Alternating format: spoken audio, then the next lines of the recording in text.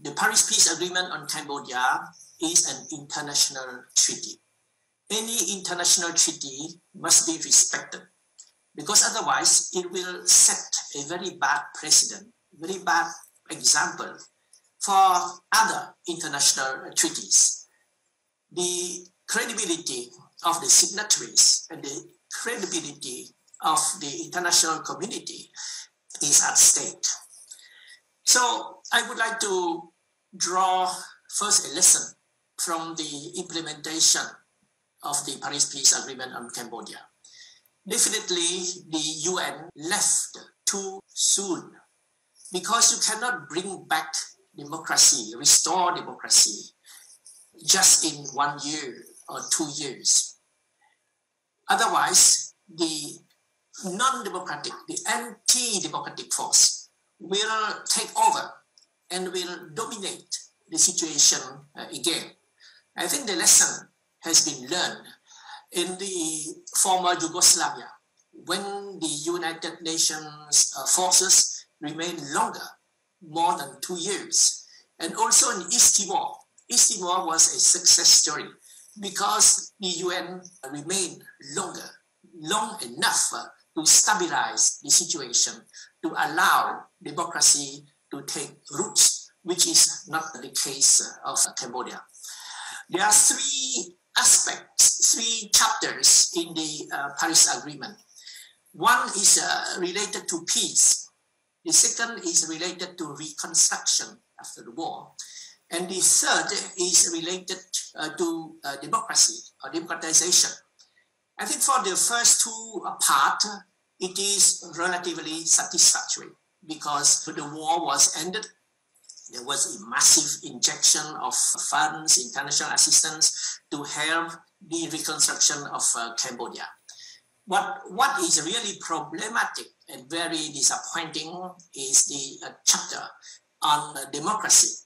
And in the chapter of democracy, there are many aspects. I think that the other panelists will elaborate on those different chapters. As for me, I would like to stress one particular aspect of the democratic process. It's related to elections. We are peaceful, non-violent, freedom fighters. Therefore, we not only believe on elections, but we count, and we only count on elections. What does the Paris Peace Agreement say about election in Cambodia? It says that Cambodia must organize authentic and periodic election. So we have to analyze the word authentic. Authentic means free, fair, and open election. And since the election organized by the United Nations in 1993, Cambodia has never seen free, fair, and open election. I'm speaking on behalf of the Cambodia National Rescue Party, which is the only credible opposition party. At the last two elections, which we took part to, we collected 45% of the popular vote. And this in spite of very serious irregularities, election irregularities in favor of the ruling party. Had those elections been a little bit more free, more fair, we definitely would have won those elections, 45%. And what is the situation now? We have been banned. We have been banned. We have been dissolved. And all our leaders have been excluded, banned from politics for 5 years. And this ban could be prolonged for another 5-year period.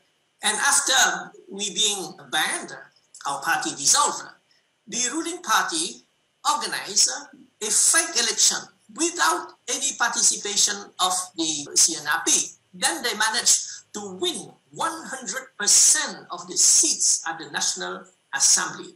125 seats on 125 seats. This is a fake election. In no country which pretend to be democratic, any party cannot win 100% of the seats, especially when a party which won at least nearly half of the popular vote when it could participate in those elections was not allowed to take part.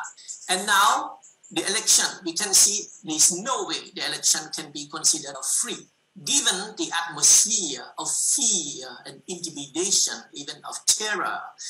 Anybody can be arrested immediately on the spot if they express any criticism against the regime. And not only political opponents. I'm thinking of environmentalists, journalists, the youth, even singers, religious people, the monks could be arrested. So how can you call this election free? Impossible.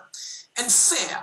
No way it is fair in any way. The election is organized by the Electoral Commission, named National Election Committee, the NEC, which is totally controlled by the ruling party. And this election can only be manipulated, not only on voting day, but since the establishment of voter lists. I'm grateful to NDI, the American National Democratic Institute, which first denounced the manipulation of the voter list. So elections in Cambodia is a foregone conclusion and open.